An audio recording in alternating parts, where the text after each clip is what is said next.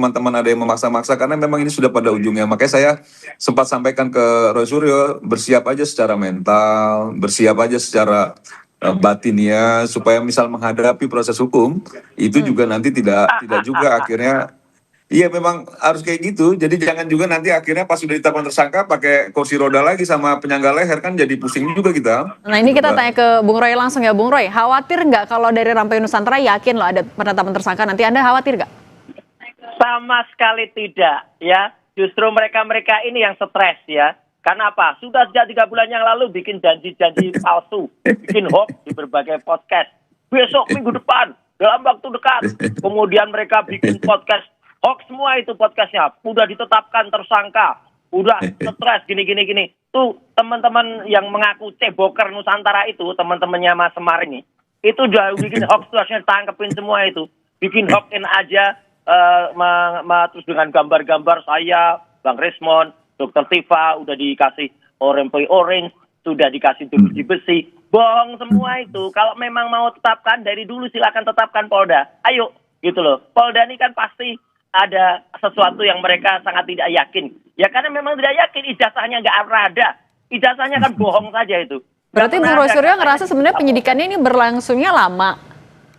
Ya makanya lama itu kan pasti ada sesuatu. Polda atau polisi itu dia yakin ijazah itu pernah ada.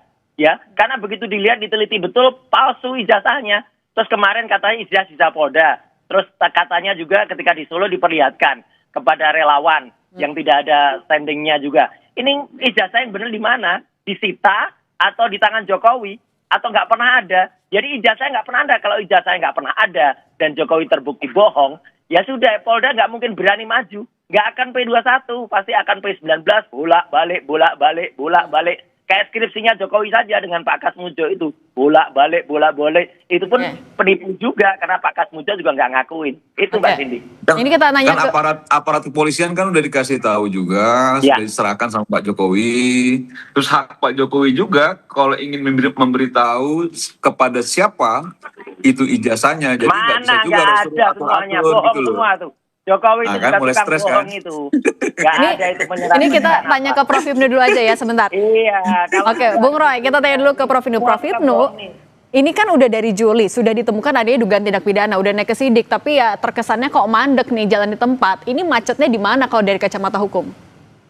Ya, saya kira ini polisi hati-hati sekali. Saya melihatnya seperti itu, hati-hati karena ini menyangkut suatu perkara yang menyangkut publik nasional, yang menyangkut mantan pejabat negara. Nah itulah kehati-hatian